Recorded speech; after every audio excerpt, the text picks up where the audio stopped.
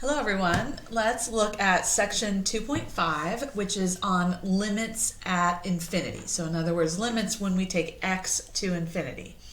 Please make sure your cell phones are put away so you're not distracted and you can focus on the video. It's just a short video. So I want to go back to this idea of a horizontal asymptote, which you probably talked about a little bit in your pre-calc courses. And a horizontal asymptote, again, asymptote, your teachers may have said that's a line that a graph gets really, really close to but never touches. And that's not totally true. A graph actually can touch the asymptote. But the definition, a more formal definition of it, is that it's a line, the line y equals L, for example, is a horizontal asymptote for the graph of f if, when we take the limit of the function f of x as x approaches infinity or negative infinity, as x goes out in one direction or the other, off to infinity for example, if the function approaches L, that makes L a horizontal asymptote. And that's sort of the more formal definition that we're going to use in calculus. So if you look at this first picture, this is an example of what I'm talking about. For this function, if I said to you the limit as x approaches infinity for this function, you would tell me, and I can't see the numbers here because this graph is small. I'm just going to say this is 1. I don't know. But if I said, okay, as x goes out to infinity in this direction, my x values, the y values, you'll notice, sort of level off towards 1. And actually in this graph, the same thing happens as x goes out to negative infinity. And so that means that y equals 1 is a horizontal asymptote for this graph. In this picture, look at what's happening. If I say, what is the limit of this function as x approaches infinity? So again, as x goes out in this direction, does the graph level off towards a particular number? And you can see, oops, kind of like that, the graph levels off towards 0. So that makes the line y equals 0 my horizontal asymptote. And the same thing happens over here. If I said, what is the limit of that function as x approaches negative infinity? Same thing, it's 0. Now they don't have to be the same. It could be doing something different on the other end. As long as it's happening in one direction or the other or both, that gives you your horizontal asymptote. Notice in this graph that this function actually does cross over the horizontal asymptote. It goes right through the origin. So your graph certainly can touch the horizontal asymptote, and it can cross over it, but the point is, as x goes out to infinity, it levels off at that y value. Look at number 1 here. Find the limit as x approaches infinity for the function 5 minus 2x squared. There's a couple of ways we can think about this. Of course, as always, we can graph it and take a look at what's happening.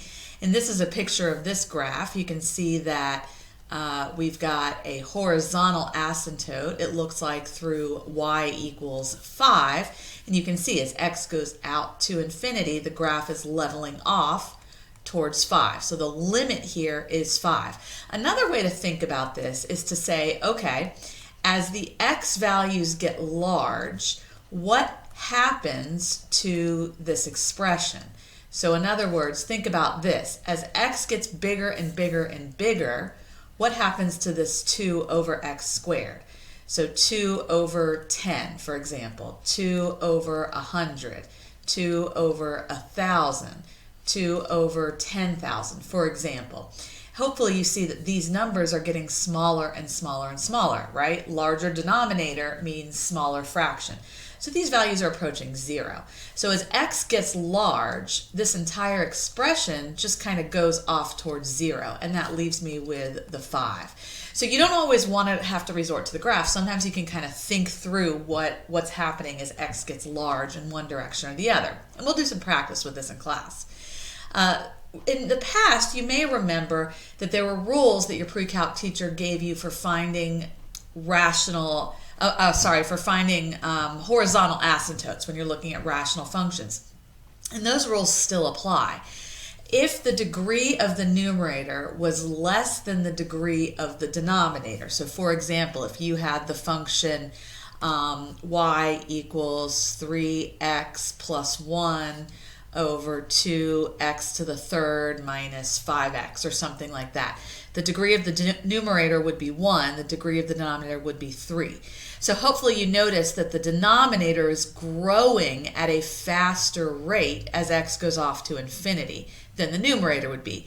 And so that means that the limit of that rational function is going to be 0. So the limit of that would be 0 as x approaches infinity. And so in the past, you would have said that means you have a horizontal asymptote at y equals 0. And that rule still holds up, but more formally we'll say that that's the limit. The limit is 0. If the degree of the numerator is the same as the degree of the denominator. All right, so let's use my little example here. I'm going to modify it slightly. And I'm going to say, suppose we have, suppose we have 3x plus 1 over 2x minus 5, or something along those lines. Notice that the degree of the numerator now is 1, the degree of the denominator is 1. That's this case 2 right here, where the degrees are the same. So in that case, the limit is the ratio of the leading coefficients. So we can say it's the ratio of the leading coefficients. And in the past, you would have said that was the horizontal asymptote, y equals whatever that ratio is. So in my little example here, your limit would be 3 over 2, for example. Or that would also be your horizontal asymptote, whichever way you want to think about it. But the main thing is when the degree is the same, you look at the ratio of the leading coefficients. And then lastly, if the degree of the numerator is greater than the degree of the denominator. So I'm going to use my same example here. And let's suppose that the numerator had been, instead of just 3x, let's suppose that the numerator had been, sorry, I need these windows to go away here. Let's say 3x to the 4th power minus 1 or something like that. The numerator degree now is greater than the denominator degree. So in that case, which of these is growing faster as x gets large, as x goes to infinity, the numerator or the denominator? Well, in that case, the numerator is going to get bigger faster, which means you want to think about growth rates. The numerator gets bigger faster, which means the function goes off to infinity. So we would say the limit is infinity. And I'm going to say plus minus because sometimes it could be negative infinity if we're going to negative infinity depending on the function. But the main thing I want you to think about is the numerator is growing at a faster rate in that case. So it's kind of the opposite of case 1 where the denominator was growing at a faster rate. And in terms of the horizontal asymptote, you would say there is none, and that's what that would look like. All right, and we'll do some practice with these tomorrow in class.